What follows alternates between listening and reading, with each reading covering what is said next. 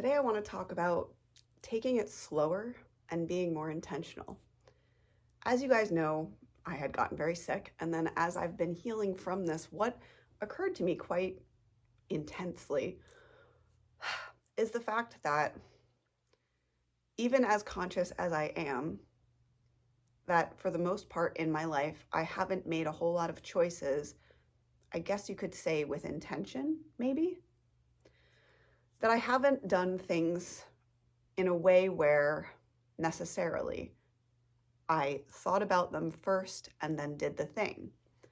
I guess you could say that I'm impulsive in that way, or I used to be impulsive in that way.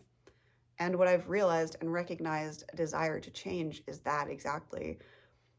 I don't want to end up in situations anymore that are a result of me being thoughtless. And that's why I want to talk about that in this video, because essentially the sooner that you start making choices that are healthy and good for you, I don't know how to explain this exactly. What is happening is I've realized I had become, over the last little while of my life, become rather isolated. And the voices that I was listening to were saying that that's okay. And look, I'm here to fundamentally say that I fully believe that we as a human species are meant to be connected and interconnected and to support each other. Supporting each other is something that I love to do for other people. To support other people is what I mean. And I choose and want from now on to be much more intentional with what I am doing, so that the things that I am investing my time into, be they people, places, things, situations, careers, whatever, that they're not just done on a whim, on a quick feeling that, like I may have said before, feelings pass rather quickly through us, are rather transient, and aren't things upon which we should base our lives. So I wanted to share that if you have reached a point in your life where perhaps like me, you're seeing that the situation you're in now is as a result of you sort of having done things on autopilot rather than actively choosing, I invite you that as soon as you are able, with every single choice that you get in life, which you get choices all the time throughout life, from the most mundane, it doesn't matter how you start practicing this, to exercise a little bit of thought, just a few seconds of thought of, does this serve me? Does this feel good? And does this make me happy? And if those things, aren't aligned, to then move on and make the choice accordingly. Really to think, to really, really think before we do anything. And I don't mean agonize over decisions. However, I do mean give an intentional bit of thinking for a period, like, is this good for me? Is this good for the world? First, is it good for you? Then is it good for the world? And then does it make you happy? Those sorts of things. I really encourage you to onboard that, because like I said, and I don't know if this will make sense externally, I realized I've somehow ended up in this very, very isolated position where I don't really feel, I just feel that I don't really have anyone to confide in. And yes, I am my own best friend and all that, However, sometimes in life we really do benefit from having another human being to listen to us, or to, just to listen, even, honestly. So I just wanted to make this really, really brief video about the fact that it's been on my mind that, unfortunately, or fortunately, because now I'm aware, many of the situationships, relationships, and careers, and all sorts of whatever that I've done in my life was based off of somewhat of a transient feeling. And that from now on, what I choose is to choose things that align with not only my highest, greatest good, but that of everyone else's as well. And to not just do something just because the programming or society tells me to do it.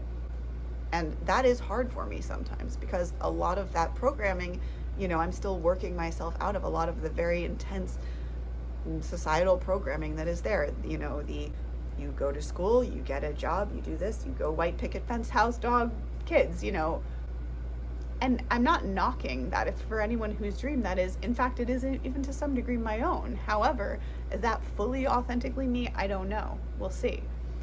My invitation is just to examine where you are in your life and be doing things that make you happy, that make you feel good, and that connect you to people that you trust and care for, like that you know you can trust, that you also care for. That both should be a thing.